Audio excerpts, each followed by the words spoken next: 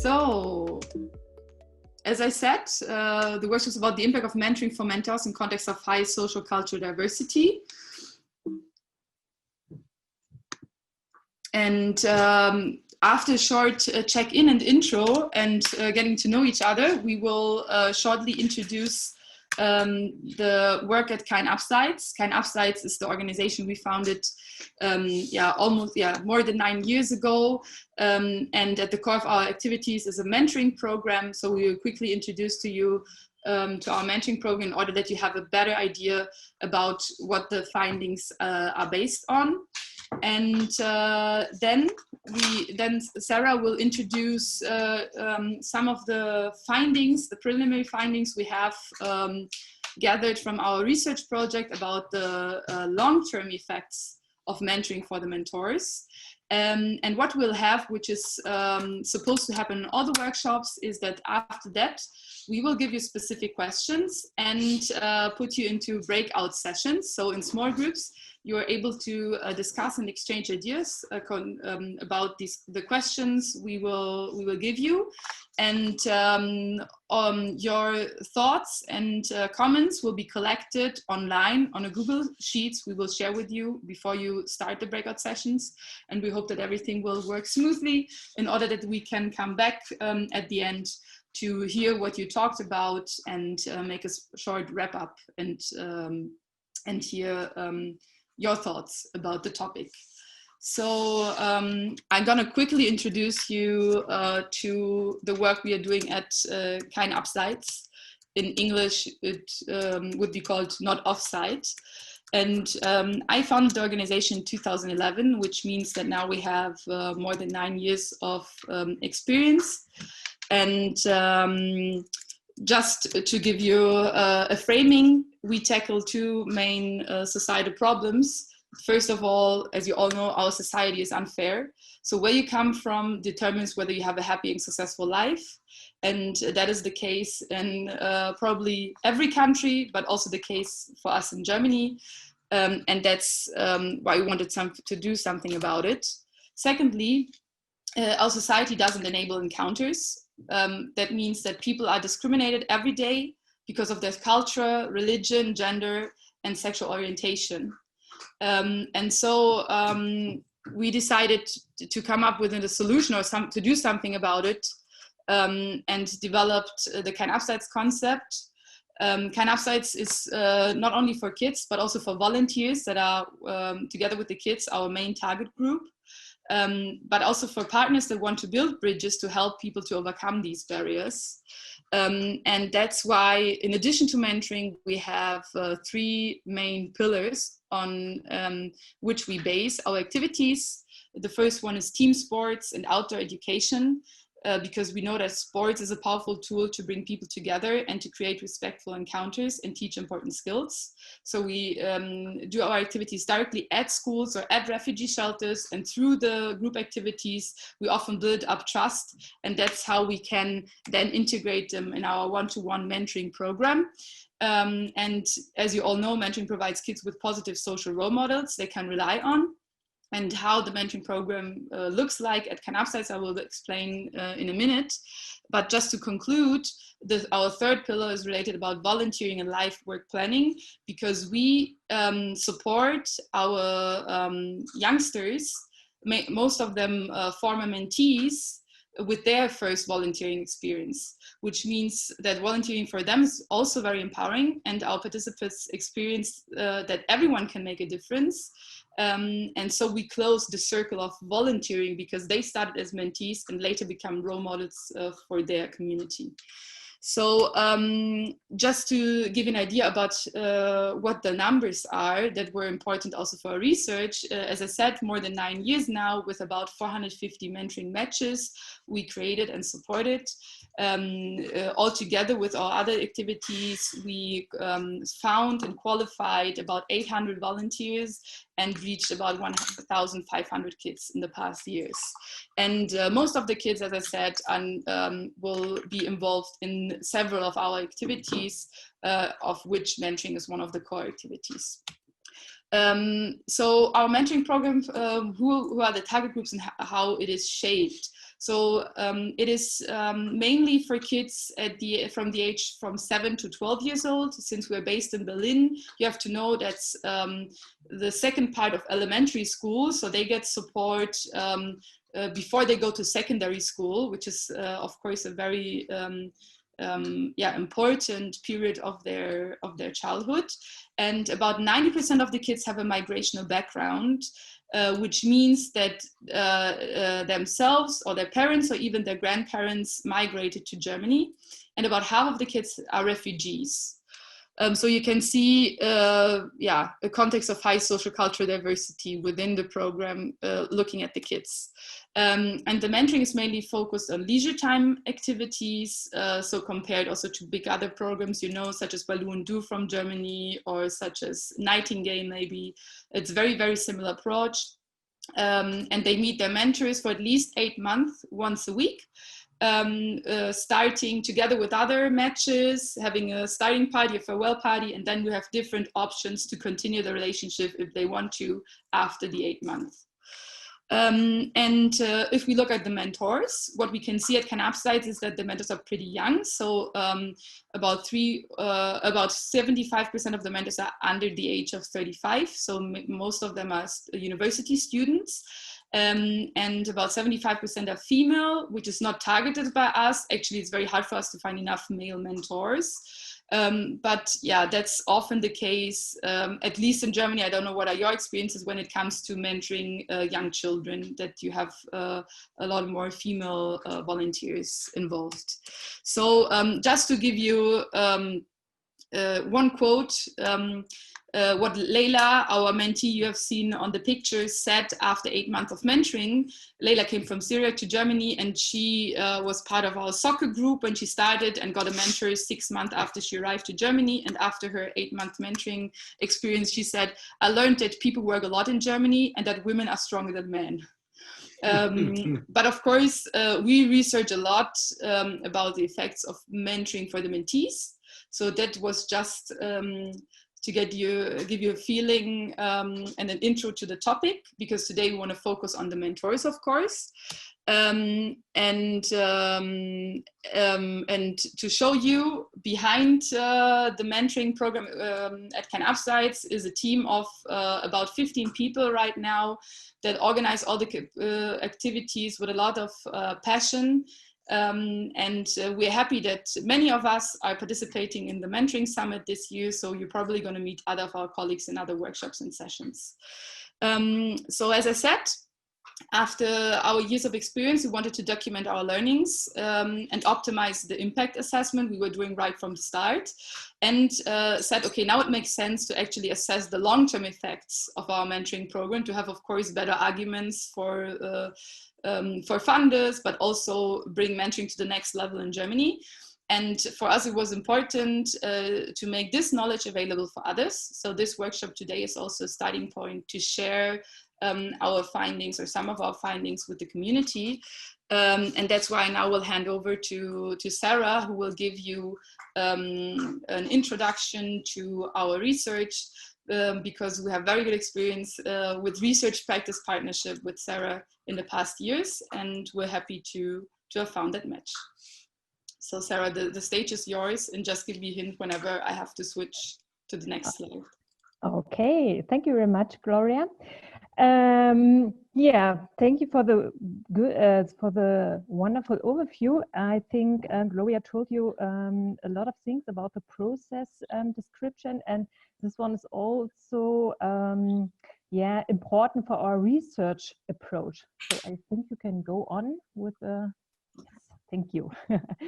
Like Gloria said, one goal was to develop a research approach that includes both a long-term impact measurement and a participatory approach in order to use it as an empowering approach for the mentees too. So we took a look, we tried to compare both with each other. I always... Gloria, you can, ich muss das noch netter verpacken. Okay. As said before, we used a mixed methods approach and could base our research on many years of impact assessment at KPIS.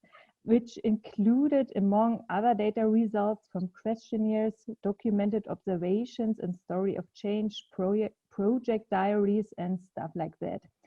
In addition, we conducted semi-structured interviews that included rather open questions to set the scenes.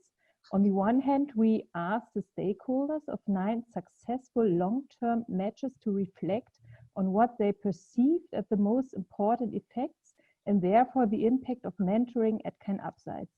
On the other hand, we asked them to distinguish which conditions might have influenced the success of the relationship.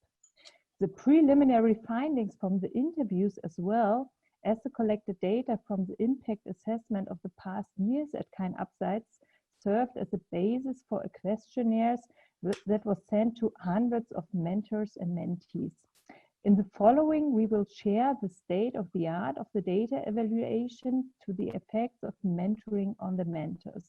So the data set included 35 interviews with mentors, mentees, as well as related stakeholders, attachment figures such as parents, partners, friends, coordinators to specific tandems. Furthermore, more than 100 questionnaires have been filled in by mentors and mentees together. And we had 18 participants at 3 participatory workshops with a focus on the empowerment. Now we will present you the first results, but we are currently in the process of evaluating the data, though the process is not very yet complete. Okay, who are the mentors? As explained by Gloria at the beginning, the mentors at KPIS are rather young, mainly students, and the large majority are female. In the questionnaire, we gathered additional data on their background. What is remarkable? More than a third of the volunteers have a migrational background themselves. And also 90% of mentors graduated at least from high school, and the large majority has an academic background. In the beginning, we asked the mentors whether they think that due to the mentoring, something changed for them, whether they have been affected. They were asked to respond between 0, no effects, to 10, very strong effects. Most of the mentors responded between 7 to 9. That means that the large majority of the mentors indicate that mentoring has an impact or even a strong impact of them as well. In the following, we will explain what kind of impact the mentoring had on them. We will hereby present the effects that have been mentioned the most by the mentors themselves and where they think the effects were the strongest. In the following ranking of the strongest effects of the mentoring for the mentors, we will only include the answers from the questionnaires where the mentors responded that an effect applies fully to them. That's important to know. Okay. What are the main effects? The one main effect of participating in mentoring is that they having proof for the significance of their volunteering for the community. This means having the knowledge that there are mentoring programs, but also at the same time as a basis of experience about their effectiveness. This goes hand in hand with the very often mentioned effect of continuing to get involved. Another effect, the second one, lies, Gloria, you have to go on, thank you, lies in feeling assured to capable of taking on responsibility. The motivation for participating varies greatly, but is often justified by the fact that it just fits into the biography. Through the activity, they know experience that they can take responsibility and thus also produce a concrete effect. This one is closely to the third effect we found out, having a raised awareness concerning their own living conditions and related privileges. In particular, by experiencing a different living environment, awareness increases about one's own childhood, but also about one's own way of life. This includes, for example, having your own room or apartment, having a financial income or access to education and social capital through family and friends. If we are going on, the raised awareness on other living conditions, backgrounds, and cultures, interestingly, didn't end up among the strongest effects on the mentoring on the mentors, even though it's a mentoring program in a context of high cultural diversity. Reflecting the own privileges was rated higher in comparison. But if we include not only the answers applies fully, but also applies somewhat, the ranking changes a bit. We found having a raised awareness for other living environments and cultures. So you can see here one mentor who said, so I learned a lot about Egypt. I learned a lot about the use of today. So from this, we can conclude that getting to know other worlds and cultures always seems to have a significant effect. We observed a slight mismatch of rankings if we compare the results from the qualitative data with a quantitative questionnaire. Then you find train and learn the right handling of kids, adults, and self-efficacy as the main effects. Interestingly, cultural learning are secondary here. If you apply a narrow concept of culture using the perspective of the expanded concept of culture, of course, youth and adult culture play a role here. Or, as explained before, reflecting privileges is a sign of increased intercultural competencies. Okay, this has been the first few in our research results, and now I'm giving back to Gloria. Okay. Yeah, so yeah, here's our contacts whenever you want to contact us later. So thanks again for sharing, Sarah. And as I found very interesting that today in the opening session, there was the last keynote that was also about human rights and LGBTQI and discrimination. And she also pointed out how important it is to look also on the mentoring reverse, on how the mentors get something out from the mentoring. And she also addressed the fact that privileges, to be more aware of your own privileges is one of the very important factors we see for the mentors. And that's something we actually can confirm now from our research, that what is interesting when you ask them for their effects, that it's mainly related on how they perceive their own role in society after all, because also the fact that they want to volunteer more and now know about the influence they can have on kids, and to be involved, that is already also, everything is related in that case also to their place in the world. So very interesting findings so far, I guess, and I hope that will help you also in the discussion right now. That gives you a nice intro. And now we give you 2 questions for your small breakout sessions. The first one is, what do I take away from the presented results? So was there something that came up to you or inspired you? And then the second question is about, what do I know? So what do you know, regardless of our presentation, about the effects of mentoring on mentors? And since most of you also replied already, that you do research and evaluation, maybe you have some findings there, or even if it's not a concrete research you have been involved in, maybe it's some observations you have or something you know from your own experience.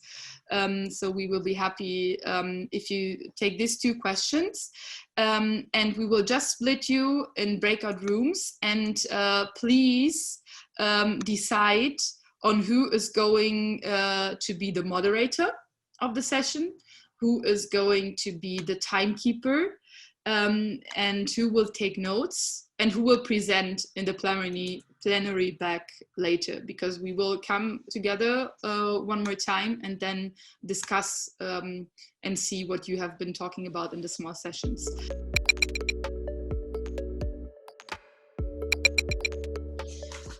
So that was one question, and another question was, the effects on the mentors during the pandemic, which was addressed, was also very interesting, I guess, because as I said, we have pretty young mentors normally, but we also have some mentors that are older and that are not used to use IT or social media or video calls or whatever. And what we see now, definitely as an effect for mentoring for the mentors, is that they also gain more digital skills, which they learn from their mentees. So that is also very important finding that, of course, when we did the research was not a topic at all. So maybe concerning the cultural learnings they have, that they learn more about life of young people nowadays, that's part of it. But now it gets more specific because they actually learn new digital skills through their mentoring. And they asked about the time frame of the research. So you want to answer that or say something more about the methods, because that was also another question. Mm-hmm. So what were the methods, I guess, and what was the time frame of the research? Okay, the time frame has been 2.5 years. And we try to reach all mentors and mentees who've been by KPIS since 2009, as for a long term, but for the research we had 2.5 years. Yeah, methods, we used the questionnaire for all mentors and mentees, and but we wanted to have a deeper view in the mentoring itself, and so we asked for long-term matches who said that yes, it's really a good, that's a good tandem. They learned a lot and stuff like that. Das heißt gelingend, ein gelingendes. Yeah. Let's say we specifically chose successful cases, because at the beginning with the interviews we wanted to learn about the factors of success.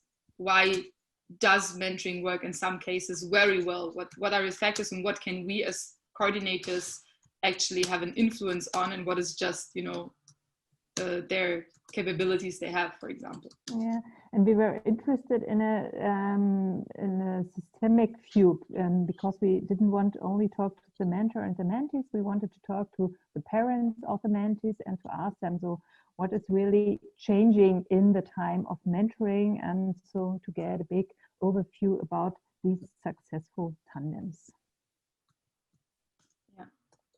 Yeah. So for us, it was very important to combine maybe methods that were, or questions that were a bit in the questionnaire, a bit closed, and then at the beginning with the interviews have a big view on actually what they think or perceive as successful. And we always tried to triangulate methods and perspectives, so we had at least 3 different perspectives or 3 different methods in all cases. Yeah, we will write more about that in the publication and share with you. But time is running out, unfortunately, already. We will definitely upload the slides in the library, especially because that's going to give us another code that we can put to the progress bar. So the incentive is high to do that. Yeah, thanks to all of you for sharing also your learnings and what you see.